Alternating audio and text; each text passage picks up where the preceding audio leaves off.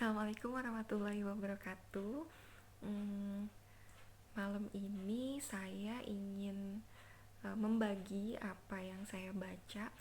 Di dalam bacaan tersebut disampaikan bahwa selama ini kita keliru gitu ya untuk menyampaikan. Kadang-kadang kita menyampaikan semoga husnul khotimah ya, itu biasanya kita sampaikan kepada orang-orang yang wafat gitu, yang sudah meninggal. Padahal ternyata husnul khotimah itu disemogakan seharusnya justru pada orang hidup. Jadi disampaikan pada orang bahwa semoga husnul khotimah, termasuk juga harus terus kita doa sebagai sesuatu yang terus harus kita pintakan, semoga kita wafat dalam husnul khotimah.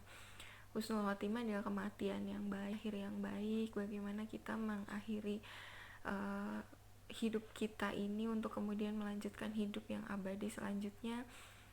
Penentunya adalah pada saat terakhir tersebut gitu, bagaimana kita wafat. uh, kita tidak bisa memastikan dalam keadaan apa kita pada saat itu. Kita tidak tahu apa yang terjadi pada diri kita ketika itu gitu ya. Katanya kan Rasulullah saja juga yang mulia, yang Allah janjikan surga, ternyata juga beliau mengalami kesakitan pada saat beliau di sakaratul maut gitu ya, apalagi kita gitu. Jadi memohonkan kematian yang baik adalah sesuatu yang harus terus disemogakan, menjadi salah satu permintaan yang kita sampaikan dalam sujud terakhir setiap sholat. Kematian yang baik itu kematian yang memberikan desir tidak biasa pada kita yang melihatnya. Jadi ada beberapa kematian yang menjadi pelajaran bagi kita, karena dengan sendirinya kita jadi ikut larut gitu ya, tiba-tiba jadi ikut sedih gitu, jadi ikut sangat-sangat kehilangan misalnya, atau juga terasa kayaknya belum lama ya meninggalnya, ternyata udah segitu lamanya gitu misalnya. Katanya bahwa syariat kebaikan silaturahmi seseorang selama hidup itu tampak dari dua hal, yaitu pertama pada saat dia menggelar pernikahan gitu ya, jadi bagaimana undangan itu hadir misalnya orang-orang, dan yang berikutnya adalah pada saat dia wafat. Pada saat kematian itu bagaimana orang bersaksi atas dirinya, kemudian bagaimana orang mau terlibat untuk bisa mengantar dia yang terakhir kalinya misalnya, dan sebagainya. Itu menjadi luar biasa karena memang tidak ada yang bisa menggerakkan semuanya itu. Kita tidak bisa menggantungkan diri pada siapapun.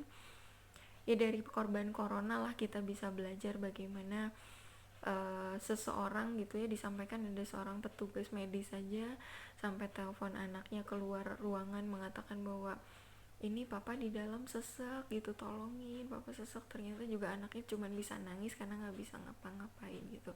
Saya tidak tahu apa yang terjadi, bagaimana diri saya ketika dalam kondisi seperti itu ya. Kita tutup hidung beberapa menit aja juga luar biasa gitu, dan sesak yang dimaksud seperti apa tuh kita tidak tahu. Bagaimana proses menuju kematian itu kita tidak tahu seberapa berat, seberapa sulit. Tapi Rasulullah saja sampai bertanya pada malaikat bahwa apakah setiap orang itu dicabut nyawa dalam kondisi sesakit ini, katanya. Kenapa salah satu pernyataan Rasulullah demikian masyhur adalah di akhir hayatnya mengatakan ummati ummati gitu. Beliau sangat khawatir sekali terhadap kita, adalah karena beliau membayangkan bagaimana dengan umat saya, apakah mereka juga merasakan kesakitan seperti ini atau tidak, katanya seperti itu. Salah satu syariat kematian yang baik itu adalah ketika kita sendiri dengan tidak tahu kenapa gitu ya merasakan sekali kehilangan orang tersebut. Kagum sekali pada almarhum Uje misalnya ya, bagaimana dia wafat dikelilingi banyak orang gitu ya. Saya pikir itu luar biasa sekali di saat seseorang bisa wafat dalam kondisi apapun. Saya pernah menyaksikan di perjalanan bagaimana orang kecelakaan di jalan dan kemudian dia ditutupin koran gitu ya jenazahnya. Atau kita banyak sekali dengar di berita-berita bagaimana orang wafat yang tidak diketahui gitu ya, sudah berapa lama dia wafatnya misalnya, diketahui sudah membusuk misalnya, atau sudah beberapa bulan kemudian baru diketemukan jasadnya misalnya. Itu juga menjadi luar biasa pelajaran sekali. Saya pikir mereka-mereka itu juga tidak tahu bahwa akhir hidupnya juga akan menjadi seperti itu ya. Atau mungkin yang terbaru, saya kagum sekali dengan pelajaran yang diberikan oleh almarhum Ashraf ya, suaminya BCL itu, bagaimana dia wafat dengan tidak merepotkan orang banyak gitu ya, bagaimana dia wafat dalam kondisi yang banyak kesaksian baik tentang dia.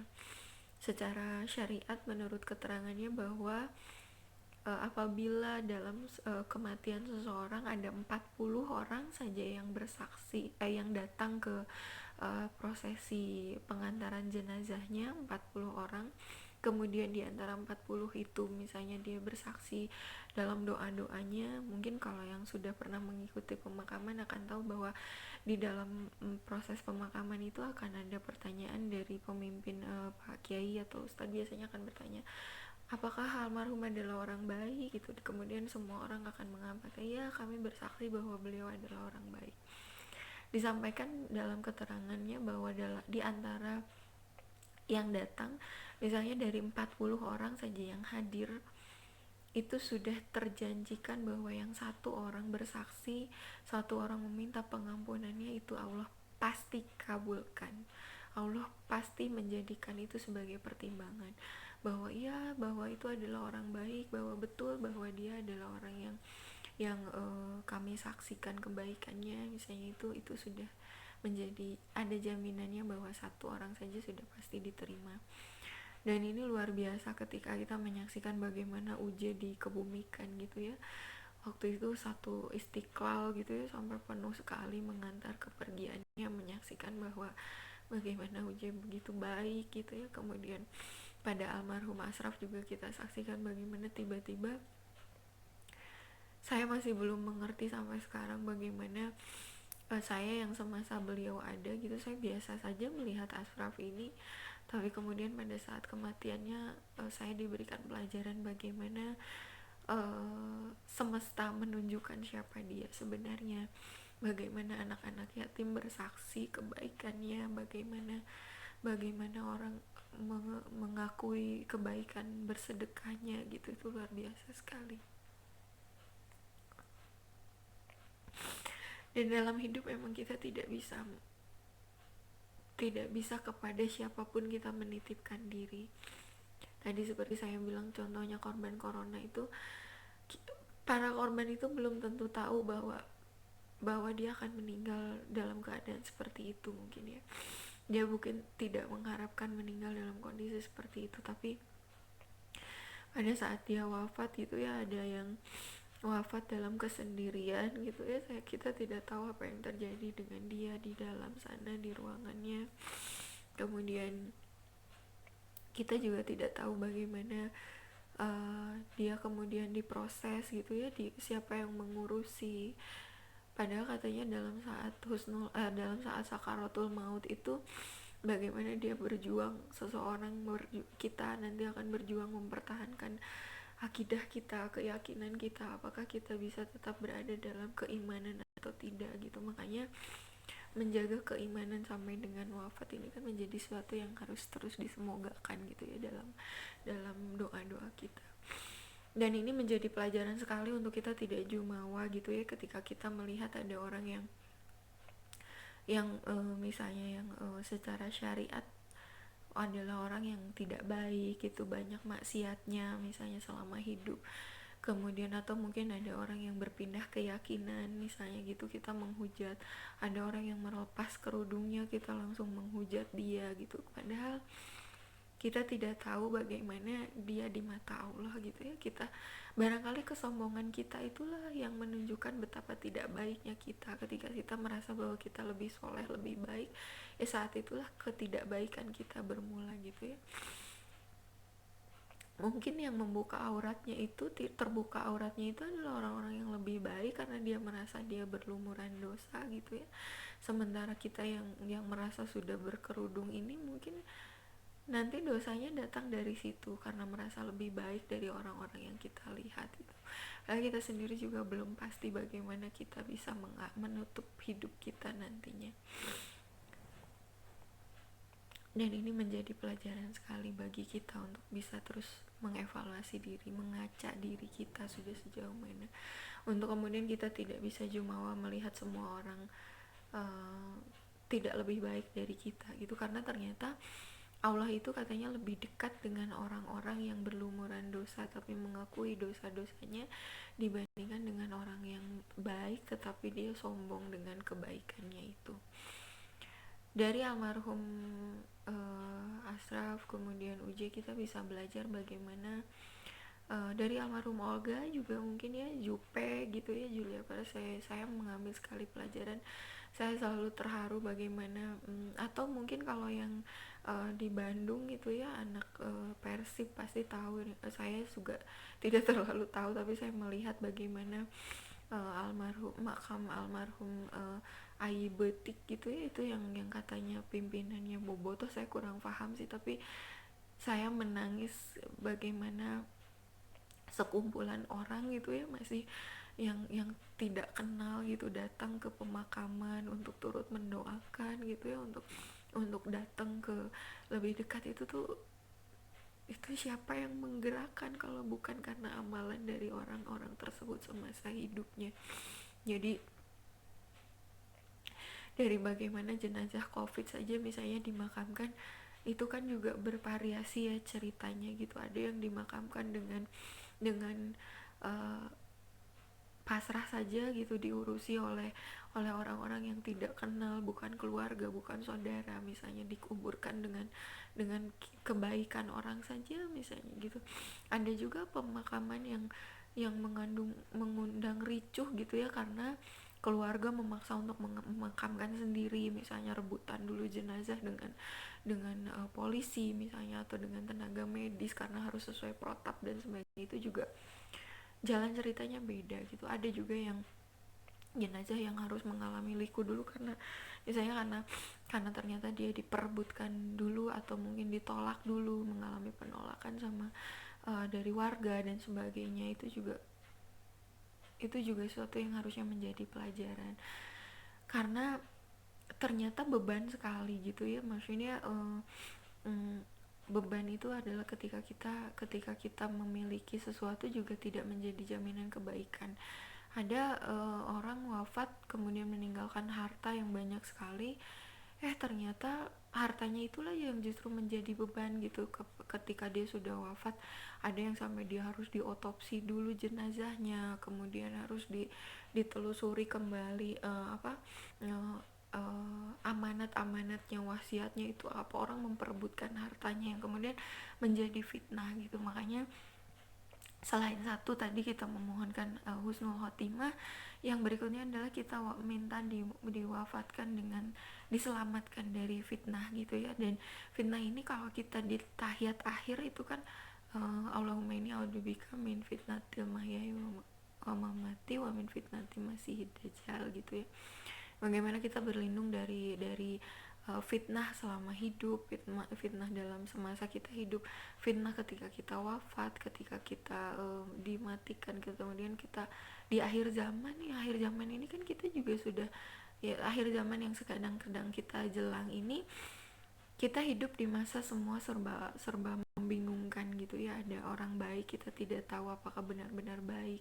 Ada orang bodoh yang dianggap menjadi sumber rujukan ilmu gitu. Ada orang yang keliru tapi disanjung sekali, dianggap benar gitu misalnya. Atau juga mungkin agama sudah menjadi sumber perpecahan malah gitu. Orang semua bicara agama untuk menunjukkan bahwa yang dia yakini adalah benar. Kita bingung gitu ya, mana yang baik dan tidak baik, yang benar atau tidak benarnya. Pada akhirnya memang kita kembali kepada diri kita untuk melakukan amalan-amalan semasa kita hidup adalah untuk bekal untuk diri kita sendiri. Jadi saat melakukan kebaikan kepada diri kita melakukan kebaikan memang tidak harus demi apa atau untuk siapapun gitu. Kita melakukan kebaikan adalah untuk ketenangan diri kita, untuk bekal kita menuju pulang. Karena seperti ada almarhum kisah terdahulu, Uwais Al-Qarni itu adalah orang yang katanya sangat tidak diperhitungkan selama hidup. adalah orang yang sedikit sekali pergaulannya, orang tidak banyak mengenal dia. Tapi pada saat dia wafat itu ternyata penduduk langit semua kenal sama Uwais Al-Qarni karena ibadahnya. Dia tidak terkenal di bumi tapi dia sangat terkenal di langit. Semua penduduk langit menunggu jasadnya, semua ruhnya ya, semua penduduk langit mendoakan kebaikannya pada saat dia wafat. Jadi pada saat itulah kita menitipkan diri pada semesta, mau bagaimana pada saat itu sementara kita sudah terpisah antara jasad dengan ruh. Kita pasrah aja, kita mau diurusin dengan cara apa, kita mau dimakamkan bagaimana. Ada satu almarhum yang artis ya, pada saat itu ketika dia sudah wafat, orang memperdebatkan agamanya itu apa. Udah jelas-jelas di KTP-nya katanya non muslim tapi dia diproses dengan cara Islam. Datang lagi keluarganya menolak bahwa dia harus dimakamkan dengan cara yang bukan cara Islam. Sudah dilakukan dengan seperti itu. Ini menjadi pelajaran bahwa pada saat seseorang sudah wafat kan dia pasrah saja. Kita tidak tahu jasad kita ini akan diapakan oleh mereka, dan yang menyelamatkan adalah amalan kita gitu ya, menggerakkan semuanya.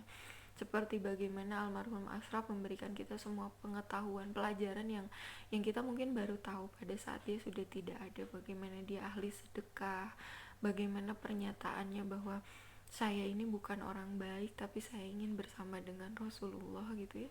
Bagaimana kecintaannya pada Rasulullah yang itu tersembunyi kita tidak tahu. Orang ribut menghujat riweuh gitu ya pada saat di pemakaman. Ada yang mengatakan bahwa syukurin gitu ya, tuh tidak bisa membimbing istri gitu ya, istrinya pakaiannya terbuka, berjilbab tidak berjilbab dan sebagainya. Ada orang yang menghujat seperti itu, padahal di sisi yang lain yang saat bersamaan banyak kesaksian bahwa dia orang baik, bahwa dia adalah ahli sedekah yang mungkin meringankan hisabnya di sana. Karena tadi saya sampaikan di awal bahwa desir kematian orang baik itu memberikan kita perasaan yang berbeda gitu ya. Kita tiba-tiba menjadi turut sedih aja begitu, nggak tahu padahal kenal juga enggak, selama ini dia hidup kita juga biasa aja sebetulnya gitu. Tapi itu adalah salah satu petunjuk bahwa betapa baiknya orang-orang ini gitu. Dia memberikan kita pelajaran, membawa kita belajar gitu, bahwa pada almarhum Ashraf saya belajar bahwa oh iya ya, pada saat kita melakukan suatu amal kebaikan kemudian bagaimana saya mendengarkan kesaksian gitu, kemudian membandingkannya dengan orang-orang yang masih diributkan keberadaan peninggalannya, misalnya hartanya atau mungkin apa dan sebagainya. Pada almarhum Ashraf ini saya lihat kok tenang sekali gitu ya, selesai aja semuanya urusan gitu. Maka pada beberapa musibah atau masalah yang kita hadapi sekarang, yang mungkin bisa menjadi syariat kekuatan kita adalah pertama, yakinkan diri kita bahwa tidak ada masalah besar dalam hidup, tidak ada urusan yang sangat penting melebihi urusan bagaimana kita menutup usia kita. Apakah kita bisa meninggal dalam keadaan baik, masih bisa melafal tauhid, meyakini bahwa Allah adalah satu-satunya Tuhan, bersaksi bahwa Nabi Muhammad adalah utusan Allah yang terakhir. Itu juga menjadi catatan sekali untuk terus kita lafalkan. Kematian yang baik harus terus kita semogakan karena kita tidak pernah tahu di mana dan dalam keadaan apa kita akan wafat gitu ya. Kemudian yang berikutnya menyelesaikan segala urusan di dunia itu menjadi lebih baik. Bahkan maka pada beberapa kejadian musibah atau kesulitan yang menimpa kita, barangkali itu menjadi syariat terselesaikannya semua urusan kita di dunia gitu ya. Jadi ada barangkali urusan itu tidak terbawa lagi ke akhirat, tidak berurusan lagi karena semua sudah terselesaikan. Yang berat adalah memang berurusan dengan manusia, karena berurusan dengan manusia itu Allah saja berlepas diri. Urusan dengan manusia silahkan selesaikan dengan manusia. Kita berdosa sama Allah bisa minta ampunan, Allah berjanji memberikan ampunan. Tapi pada saat kita berurusan dengan manusia, Allah tidak mengampuni kita selama urusan kita dengan manusia, selama ampunan dari manusia tersebut belum kita dapatkan. Jadi meminta maaf ternyata belum dimaafkan selama urusan itu belum selesai, bisa jadi memang menjadi syariat penghalang kita dari surga. Itu katanya adalah itu kita masih punya urusan yang belum selesai dengan manusia. Maka mari kita tanamkan dalam diri kita, barangkali masalah yang selama ini menimpa kita, musibah yang kita harus hadapi ini barangkali menjadi syariat terselesaikannya urusan-urusan kita dengan dunia dan dengan semua makhluk hidup di dalamnya. Barangkali dengan masalah yang kita hadapi, musibah yang menimpa kita, selesai sudah urusan kita dengan dunia. Untuk ketika kita wafat, kita tidak lagi punya urusan gitu. Makanya memanfaatkan waktu sebaik mungkin, menyelesaikan semua urusan dunia kita menjadi sangat penting untuk kita rintis, karena barangkali kita tidak lagi punya kesempatan untuk bisa melakukannya gitu. Maka kebaikan itu ketika diniatkan ya lakukan saja, tidak harus ditunda, karena kita tidak tahu berapa banyak waktu yang kita punya gitu ya. Yang selanjutnya dengan kematian yang baik, kemudian kita juga berlindung dari fitnah, itu juga harus disemogakan ya, mengharapkan semoga kita wafat dalam keadaan yang baik, husnul khotimah, dan Allah ridho dengan hidup yang sudah kita tempuh. Allah juga ridho dengan kematian yang akan kita jelang. Maka mari sama-sama kita terus mendawamkan kebaikan, meniatkan hal-hal baik untuk dilakukan, dan tidak harus menunggu baik dulu barangkali gitu. Saya juga ngomong ini udah kayak orang bener aja gitu, padahal mah saya juga masih, justru ini juga menjadi syariat yang semoga ketika saya wafat, video-video ini bisa menjadi syariat untuk saya bisa memohonkan ampunan kepada Allah, untuk bisa tetap menjadi bekal saya pada saat saya berpulang nanti, saat saya sendirian tidak punya pertolongan. Barangkali video yang kalian tonton ini adalah salah satu syariat untuk datangnya pertolongan pada saya nanti. Kita sama-sama semoga, kan kita tidak tahu bagaimana kita menyelesaikan urusan hidup kita, bagaimana kita akan menjalani keabadian selanjutnya nanti. Bersabar apabila ada masalah atau musibah yang dihadapi, karena selama kita hidup di dunia kan tidak ada yang abadi, semua ada masa berlakunya. Berbeda dengan kehidupan kita nanti di akhirat yang itu selamanya. Kita bersama-sama berbismillah, mendawamkan kebaikan, terus melakukan kebaikan pada sekecil apapun gitu ya. Sekecil apapun yang mampu kita lakukan, kita niatkan segera lakukan, tidak boleh ditunda. Karena setiap orang katanya diwafatkan sesuai dengan kebiasaannya selama hidup. Maka mari biasakan melakukan kebaikan menjadi kebiasaan. Semoga Allah ridho. Mari kita sama-sama terus mendawamkan ya Allah biha, ya Allah biha, ya Allah bihusnil khotimah. Semoga Allah ridho, semoga Allah berikan kita husnul khotimah. Terima kasih. Assalamualaikum warahmatullahi wabarakatuh.